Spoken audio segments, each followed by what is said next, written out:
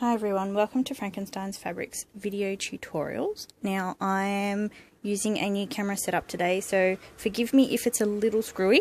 So what I'm going to show you today is machine binding, front and back, so you don't have to do any hand sewing.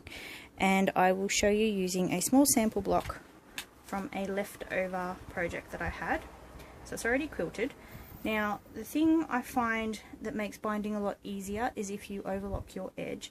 Now I don't have my overlocker set up at the moment because there's not enough room, but all I've done is I've used an overcasting foot, which on my Janome is foot C. It's one with a little brush, and I've used stitch 12, which is like a pseudo overlocking stitch, and I've just trimmed the edges off on that. So if you're using an overlocker, obviously it's got a blade and it will be cutting off the edge. Now what it does is it makes your binding edge, the edge that will be bound, nice and flat. I also have my label, so I will show you how and where to put that on, and my strip of binding. Now my strip of binding is cut at 3 inches wide, and the reason for that is because when I'm machine binding I like a little bit more wiggle room just to make sure that it's nice and neat. And you will find that I've already pressed it. I've left the selvages on because it's just a sample and it's one strip, but normally I will have cut the selvages off and join them with my 45-degree angle. There are a couple of other gadgets that you can use while you're binding, and I'll just grab those, I won't be a sec.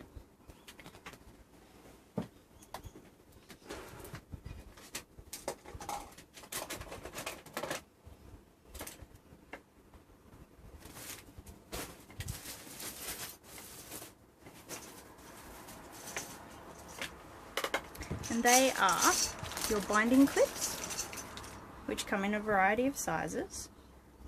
I personally like these smaller ones with the flat back on them because they sit on your machine as you're moving towards your foot.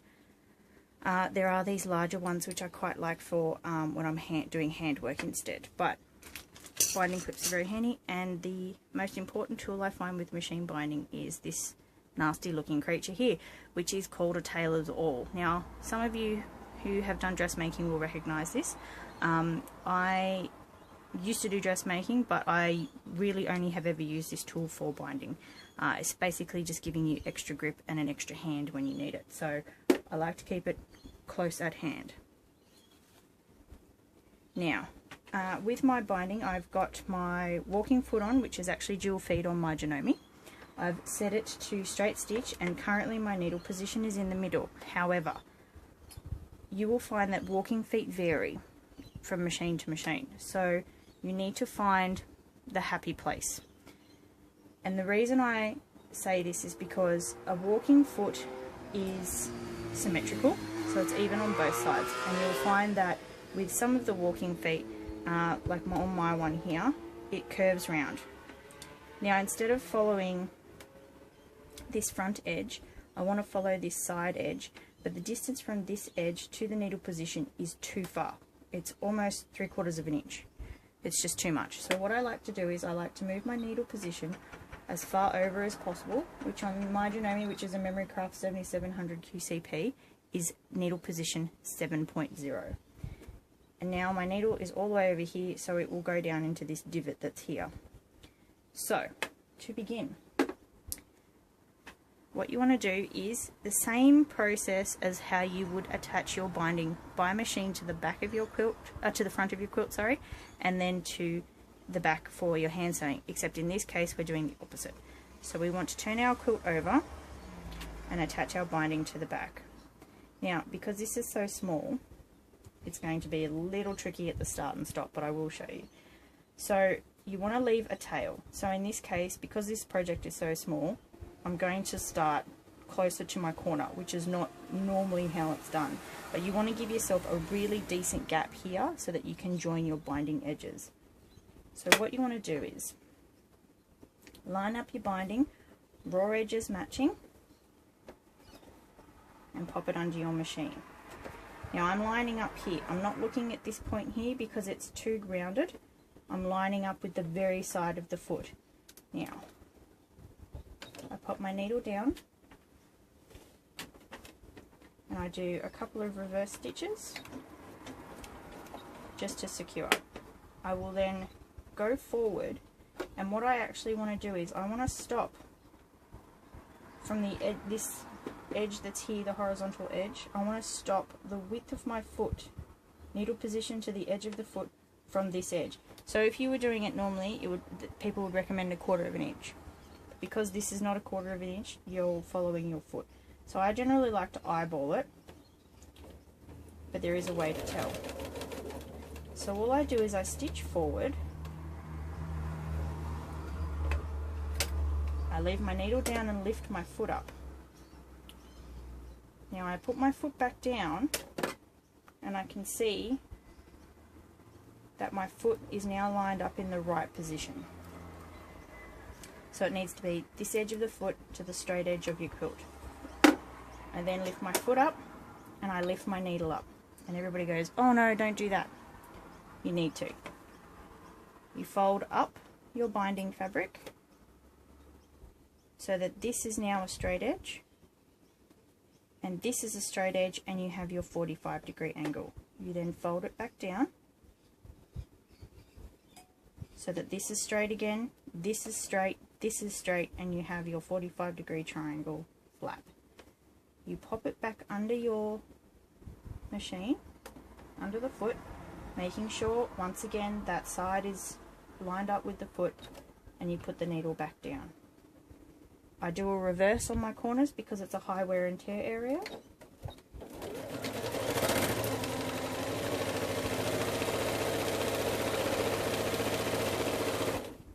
Now you can see I have no binding clips or pins or anything like that. I'm not a pinner. It drives people crazy. They ask me why I don't have pins on anything. It's because I've had a lot of practice and I know what a fabric's going to do. If you need to pin, by all means pin. If you feel safer doing so, then do so. There's no shame in pinning. So once again, I'm eyeballing. Use your awl if you can't feel it, if your fingers are not sensitive enough. Just feel where that edge is, and I want to go one more stitch. Once again, checking. It's all good. Fold up, fold down. Once you get the hang of this, you'll be able to fold up and fold down quite quickly without having to line up and flip the binding all the way up.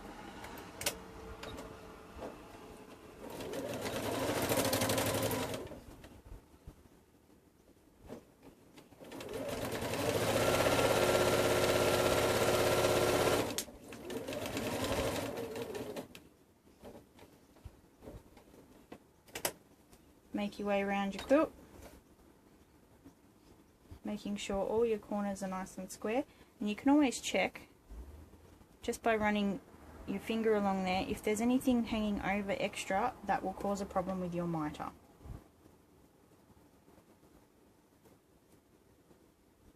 I like this method for binding because I make so many projects and I just don't have time to hand sew anymore. So if you prefer to hand sew, we'd be doing this same technique, except we'd be doing it to the front of the quilt.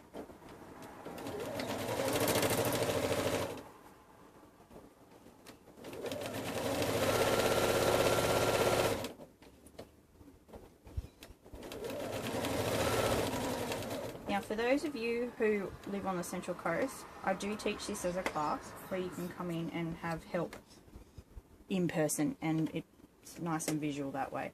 A lot of people find that they're better off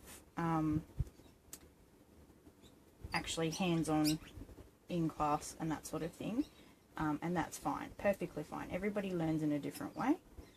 So if you feel like you'd like to come in and have a class with me, that's fine. Just give me a call. I'll pop all the details below the video and you can just get in touch when you're ready. Now, because we're coming up to our last end, we're actually going to stop about here. So normally we'd be in the center of a quilt. And the other tip that I like to mention to people is to reverse when you get to the start and stop, because we're going to be manhandling this area of fabric and we don't want it to come undone. You also want to start. I find starting and stopping your binding at the bottom, the middle bottom of your quilt. So the very base of your quilt, that bottom edge. And I find that's a good thing because it's a visual thing. People that people's eyes aren't drawn to that bottom section, so they won't see the join. And that's just a trick that I like to do. Now, I'm going to have to turn the camera around to show you this bit with the ironing, so just bear with me for a sec.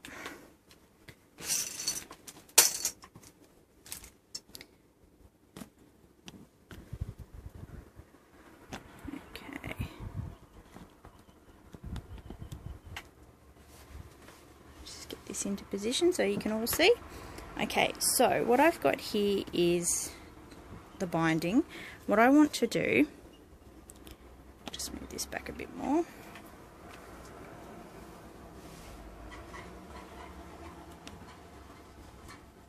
Okay, so what I want to do is I want to fold this edge back and fold this edge back, and I want to slowly bring them together so that they're just touching. Now, the reason we do this is because this is where we're going to join our binding. And you want them just touching because you've got to account for the rolled edge of the fold when you do your seam allowance. Now, you can finger press, but I like the permanence of pressing. So then what we have here is a nice pressed edge. Now, because this is a black and white stripe, it's very hard to see, but I can actually feel both of those folded bits there.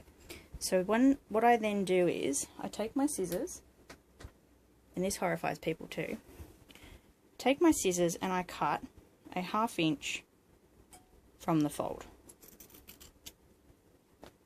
Now, you can give it a bit more if you want, but generally I find 1/2 inch is plenty.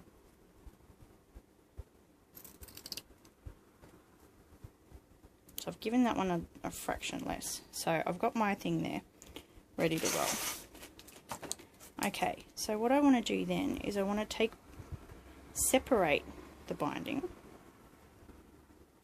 and join them right sides together. Now this is why you need a big gap. See how this is getting in the road? So what we want here is a nice back to back, line them up. Now, you can pin this if you choose to. I don't, unless it's a bit fiddly. So in this case, because this is so small, I might whack a pin in that one. Okay. So you just find your line again, where we pressed, and pop the pin in.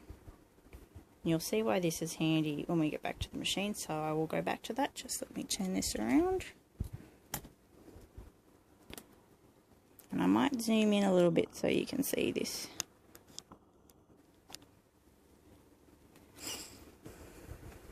Okay. So what we want to do now is you want to leave your needle position the same as it is. And you want to find where your line is. So in this case, it's just there. And you just want to follow that down. Now you can reverse if you want to. I generally don't because I'm about to sew all this down, so it'll be sealed in straight away. Now I just sew slowly, and then I will take my pin out.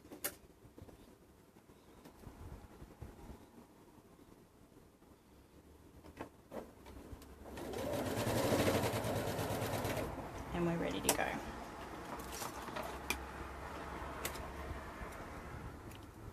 Okay, so what you do then is you just fold it all back and make sure that it's not too bulky, and you'll see that it's going to sit in position where we want it to. And what I'm actually going to do is I'm going to open this seam and spread it across, and that just helps reduce the bulk a little bit too, so we don't have everything on one side. Now you can press that. I'll just do that.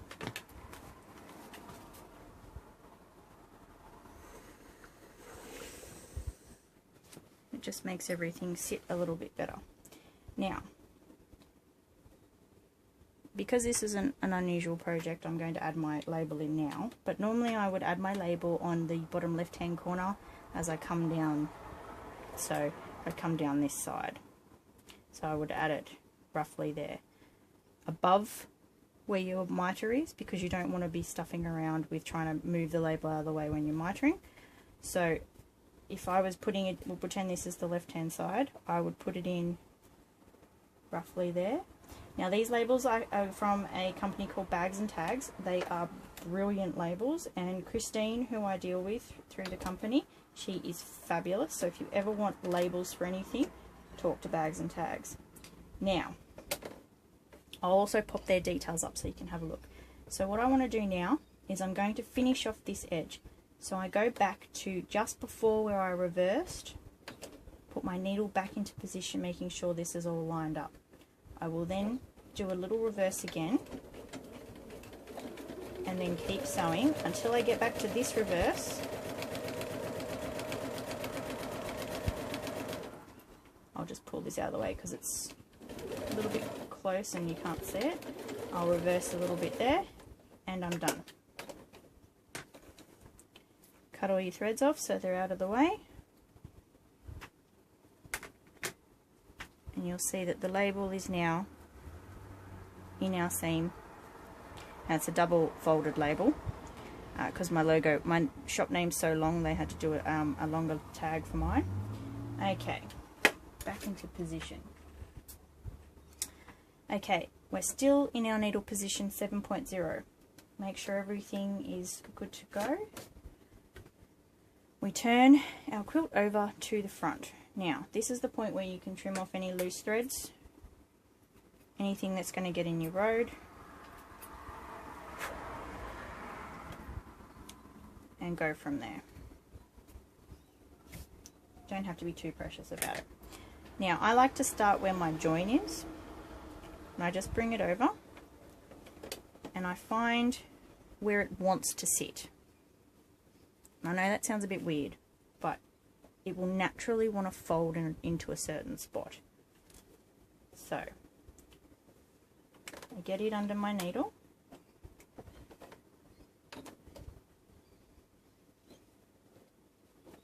This technique also works really well if you like to use coordinating threads, because you can hide things. In this case I'm just using white because it's a black and white stripe, and this is all white and light colours, so I'm not too worried. So what I want to do is I just want to do a tiny reverse.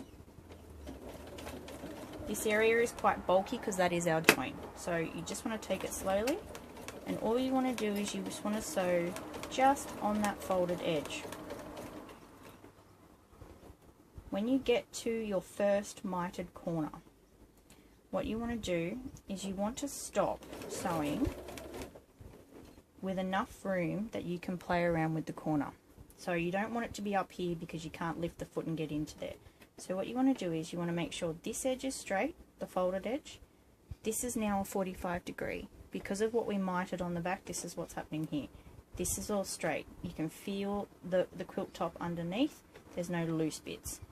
Fold this edge up, making sure that your fold ends up on a 90 degree, and this is where your tailor's awl will come in handy. What you want to do is you want to just pop the tailor's awl onto the corner. You can even use it to straighten up underneath, but all you need to do is pop it on there so you're just holding it. So it's like a really skinny finger, and you just want to sew slowly to that corner. You don't want to stitch on the tailor's awl because it will snap needles. You just want to catch one stitch on this horizontal edge and turn the foot. Leave your needle down at all times with this. You then get everything into position again. You make sure your foot is down. It may look like it's not, but this is a bulky area again. You then just continue to sew. You can go slow if you really want to. I'm a bit of a lead foot, so I just keep going. Once again, get into position. Straight line, 45. Fold it up. Use your tailor's awl as your extra finger. Stitch slowly and catch a single stitch, or even two, depending on your machine, on the foot on your stitch. leave the needle down and turn.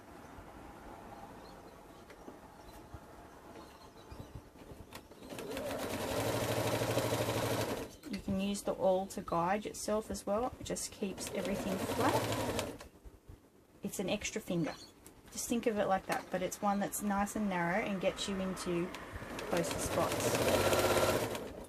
Okay.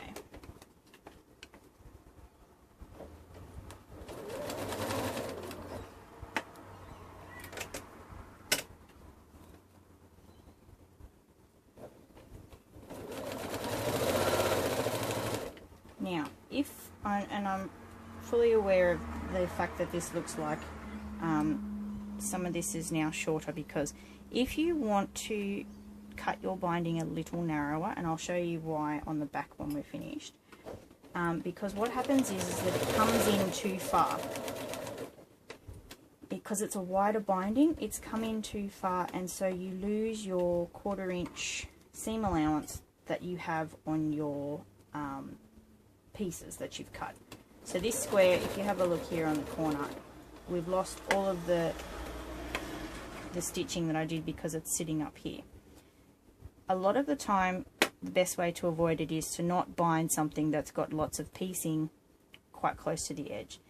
The other thing you can do is, if you've got a border on something, mark a 1/2 inch away from the raw edge and quilt up to that line, and then put your binding on, and so your binding will not cover any of your quilting. It's just a technique.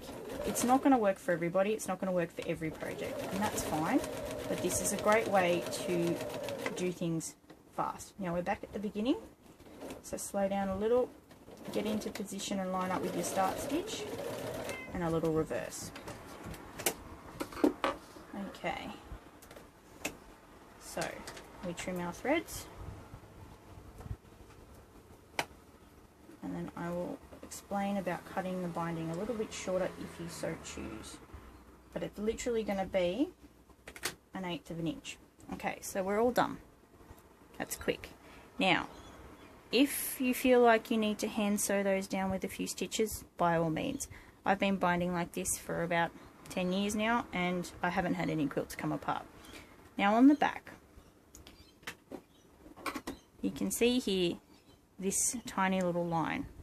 This line is the line that we've stitched on the fold.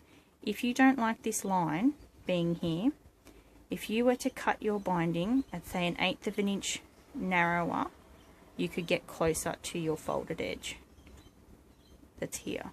I don't advise it the first few times you try this, because it is very tricky to get it nice and neat and get it close until you've had a little bit of practice. And you'll also see here that the row of stitching goes over the top of the label, so that holds it in again. So if you've got any questions about that form of binding, let me know. You can send me a message, you can leave a comment below the video, you can ring me, or you can come and see me in the shop. So just see how you go, have a play, make sure you use your walking foot, and make sure that you cut your bindings at 3 inches and have a play with that first. You can cut them a little wider, I have done wide ones before, but it's all about where you want your placement on the front, so that you don't have these short corners where the stitching is not going to be seen. So have a play, let me know how you go, and if you'd like more videos like this, just get in touch. Thanks for watching.